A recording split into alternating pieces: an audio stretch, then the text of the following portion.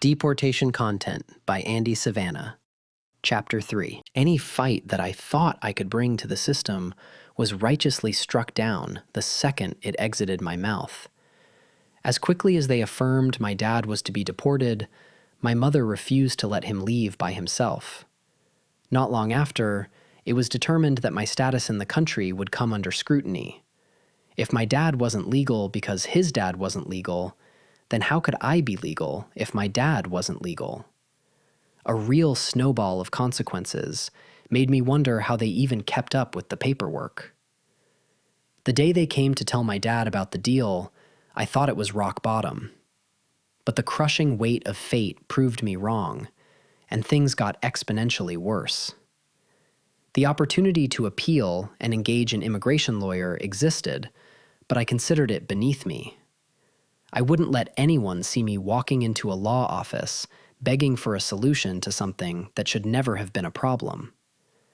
Though I must admit that foregoing an appeal, a choice heavily influenced by stubbornness, proved to be a poor short-term strategy. Rather than malingering in the country until they double-checked how certain they were I didn't belong, they told me I had to leave with my dad. They called it self-deporting. Not sure why. They were the ones driving the trucks to drop us off. Something about us not being allowed to fly standard air anymore. I didn't even know Spanish. What was I going to do in El Salvador?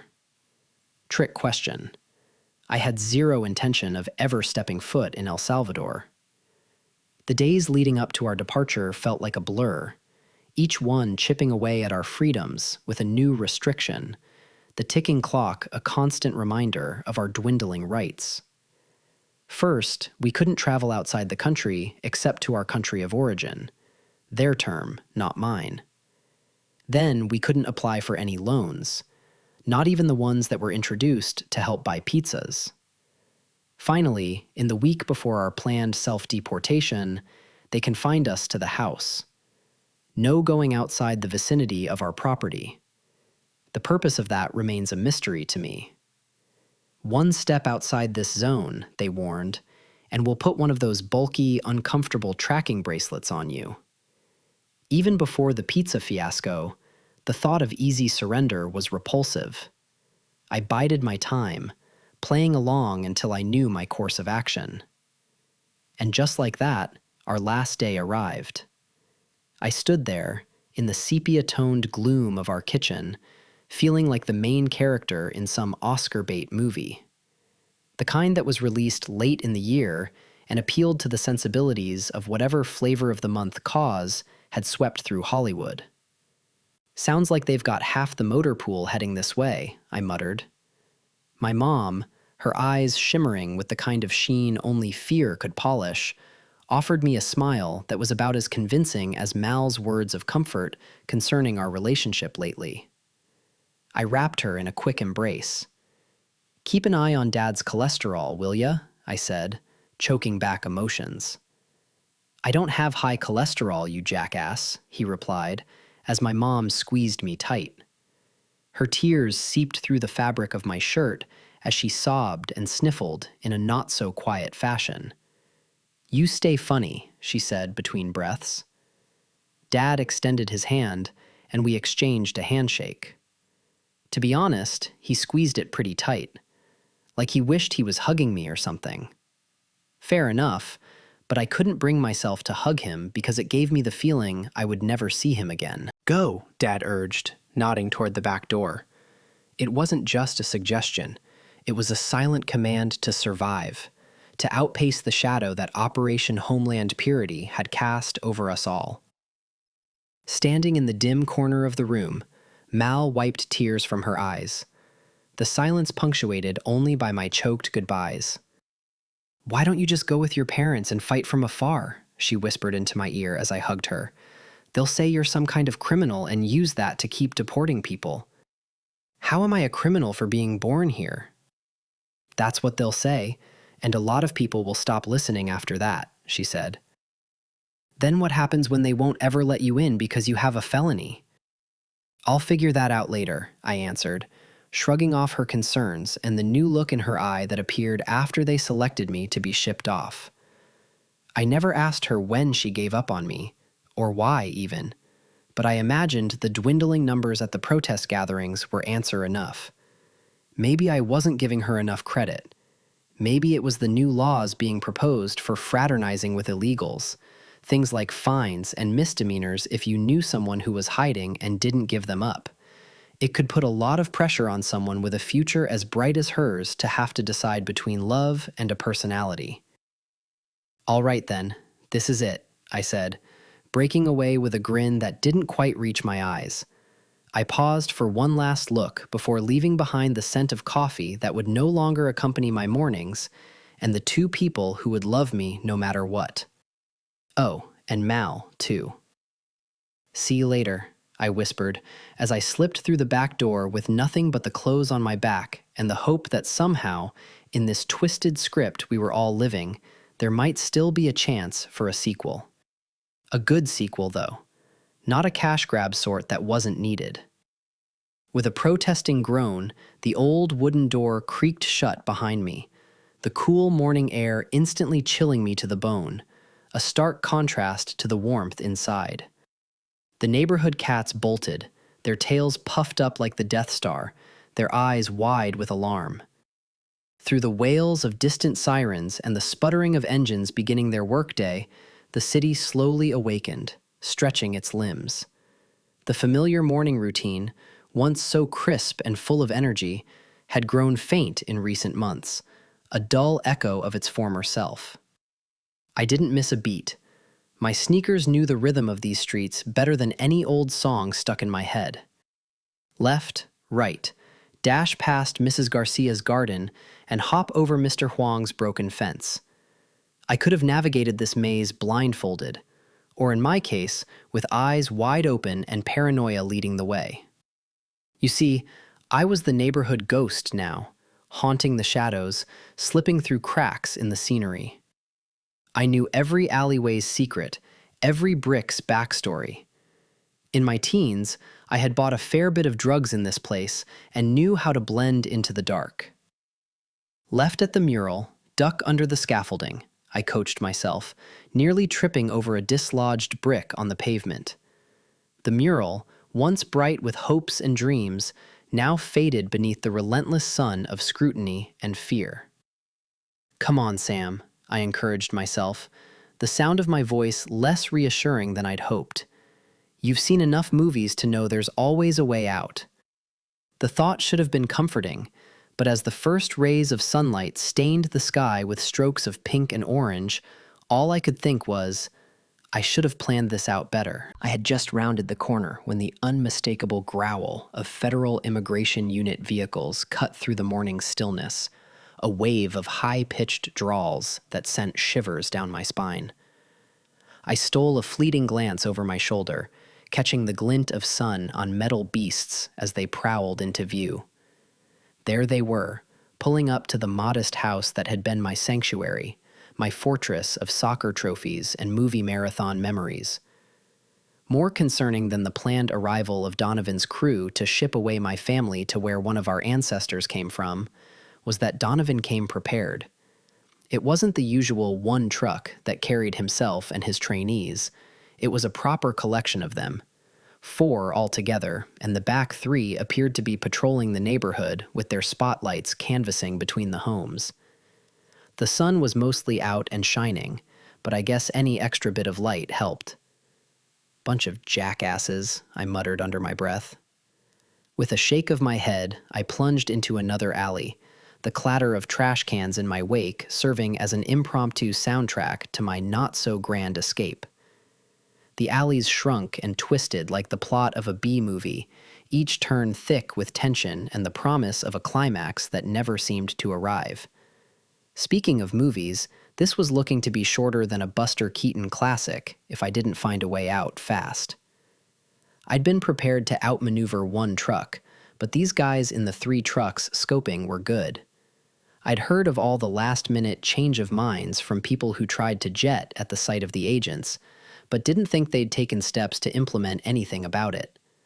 Bad call on my end. By the time Dale's house came into view, my instincts were deciding the steps for my feet more than my mind.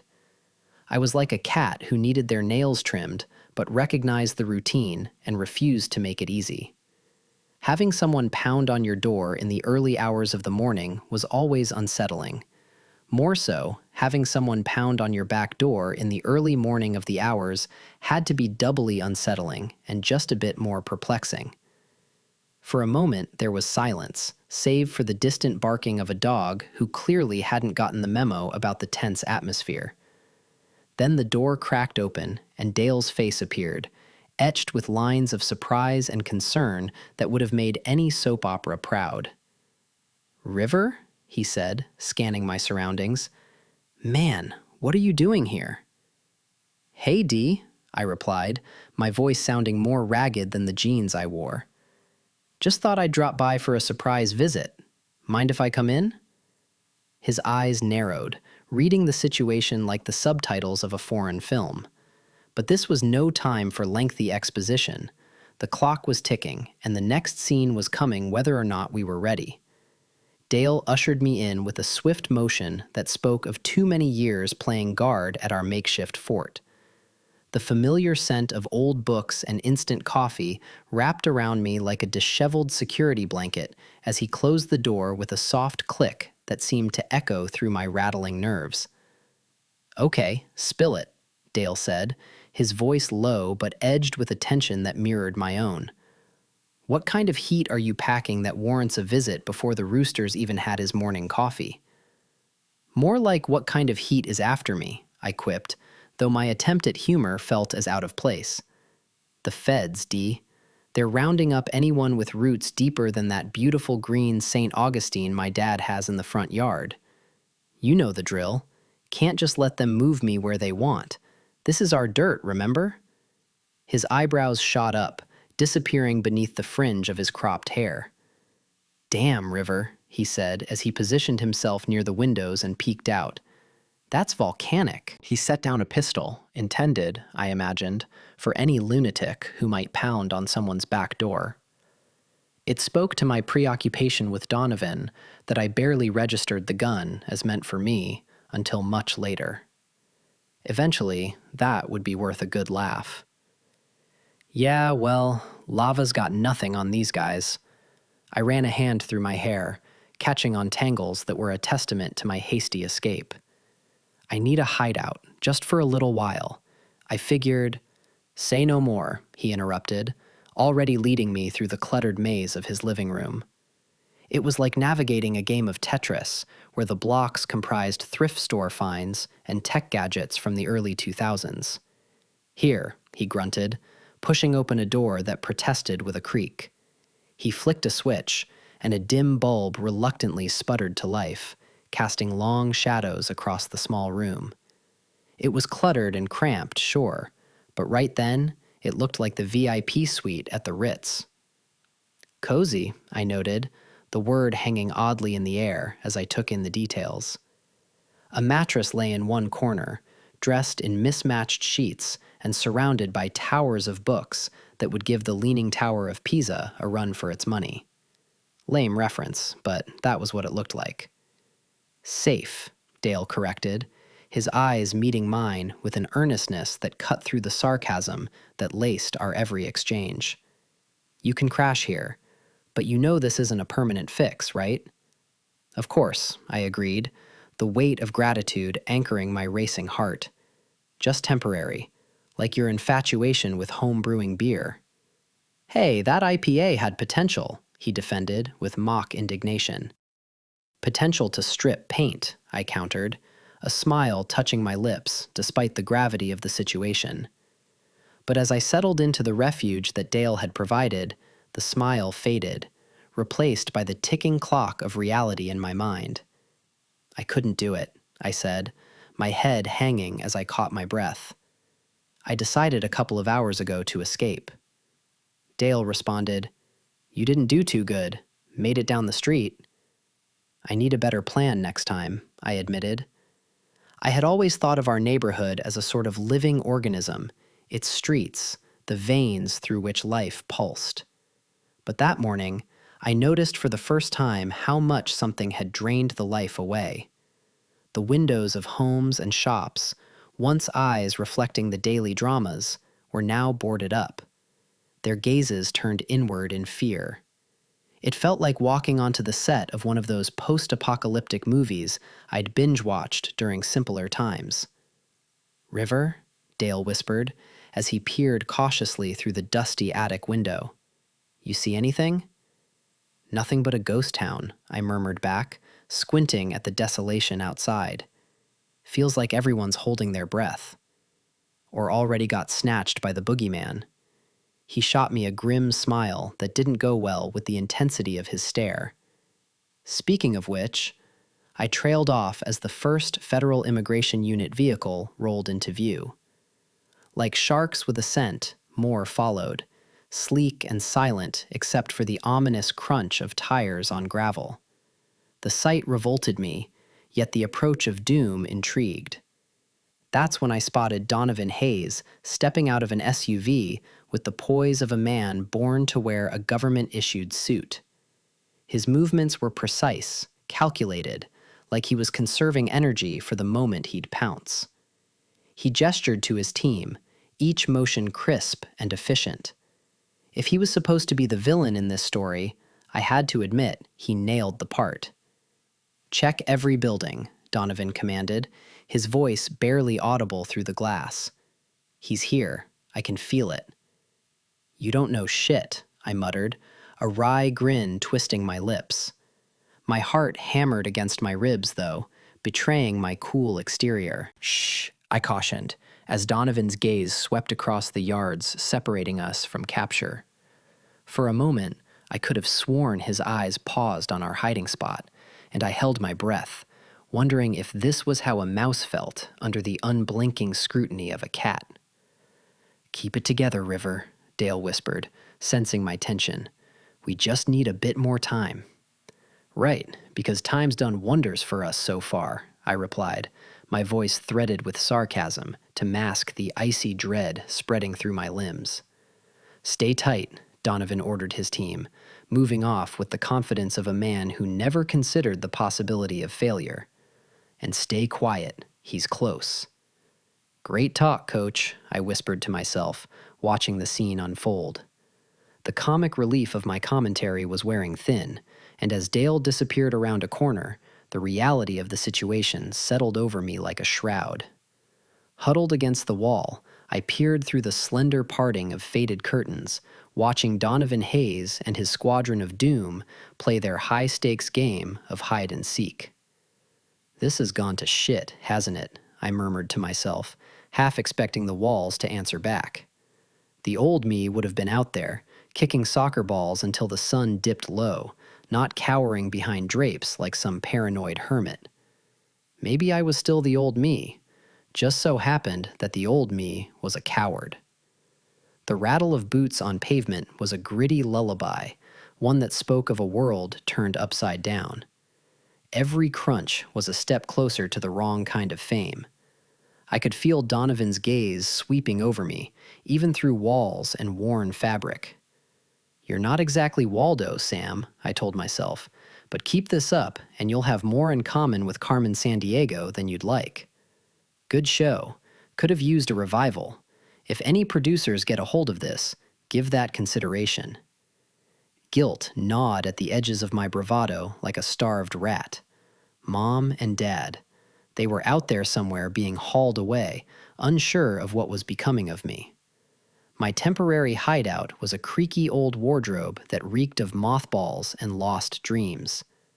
I wedged myself between a musty overcoat and a box labeled Tax Returns, 1998. No way that was Dale's. Why the hell would he even have it? Did he inherit this house? Did I ever meet his parents? I was not a good friend. Should have been more involved. "Interesting," I muttered, shifting to find a position that didn't jab a wire hanger into my spine. The thin walls did little to insulate against the sounds from outside. Their presence was like a weight pressing on my chest, each thump of my heart a drumbeat of defiance. Or maybe that was just the adrenaline. Early onset heart disease? It didn't run in my family, so probably not. "Think fast, Sam. Think smart," I coaxed myself, trying to puzzle out my next move like I was trapped in some low-budget thriller. Each second that ticked by was a reminder that I needed a plan, and not the kind that involved a third-act miracle or a convenient plot twist. Movies, I whispered, recalling scenes from my beloved films. There's always a way out in the movies. I closed my eyes, letting fragments of cinematic escapes play across the dark canvas of my mind. Maybe there wasn't a dramatic score swelling in the background, but I could almost hear it. Almost. Maybe grab the pistol and charge them? Wait, why charge? The gun shoots. Shoot them. Suicide by cop? Make some grand standing statement? The thought was equal parts frightening and thrilling. I'd always been more of a wing it and see type of guy, but improvisation hadn't prepared me for this. As I settled into the dimness, every sound from outside punctuated the stillness, crafting a melody of suspense that would make Hitchcock proud. The anticipation of what lay ahead was like a roll of thunder in the distance. You knew the storm was coming, you just hoped you'd remembered to close all the windows. The shuffle of boots suddenly approached the front door of Dale's. I could hear my heartbeat in my ears as I was certain that Donovan could see through walls and knew with certainty where I was. This had to be one of the worst escape attempts yet. How long did I last? 5 minutes? Maybe 10? I didn't even make him work for it. I bet he had a chunk of his schedule budgeted for runaways like me. The high sun made my contemplated escape seem dubious at best. My mind flashed back to using the pistol before weighing out that spending my time in prison for murder might not be as bad as being deported. That was, according to my research, that I'd conducted since the likelihood of me being selected for deportation became almost a guarantee. Before I could give myself up, Dale returned from the hallway with an AR-15 rifle aimed at the door. In a panic, I whispered, "What are you planning on?" But Dale quickly hushed me and stepped toward the door. Outside, the sounds of boots had stopped. They were looking at the homes up and down, hoping to see me in the cracks of a window curtain, hoping it would be that easy. It almost was. They just had to knock, and they would have me. Well, in theory. In reality, if they knocked, they might be greeted by something outside of their expectations. Which begged the question, why didn't more people shoot at them? The rate with which people were willing to let themselves be uprooted and shipped off was staggering. To be fair, all I did was run away, myself. Wasn't in the best position to judge others' efforts. And as I waited for that decisive knock, it never came. Their silhouettes outside stood in place for what felt like forever before they departed. Was this one of those situations where they needed a warrant? I had no idea of how that process worked. Didn't matter though, because for now, I was safe. When I came out from the closet, I asked Dale, "Were you really going to shoot them?" "Only if they knocked," he answered. "Why the hell did they leave?" I asked, as I remained pressed against the wall, just in case they came back for a quick second look. Dale placed the rifle on the kitchen counter as he tapped a finger in a cup of coffee. "Shit, it's cold," he muttered as he placed the coffee in the microwave. "You really need to watch the news more," he finally said. "Too negative," I replied.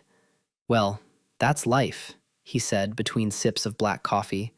"Gross. They put time limits on some of the collection duties. They have 15 minutes, and then they move to the next on the list." "Why did they do that?"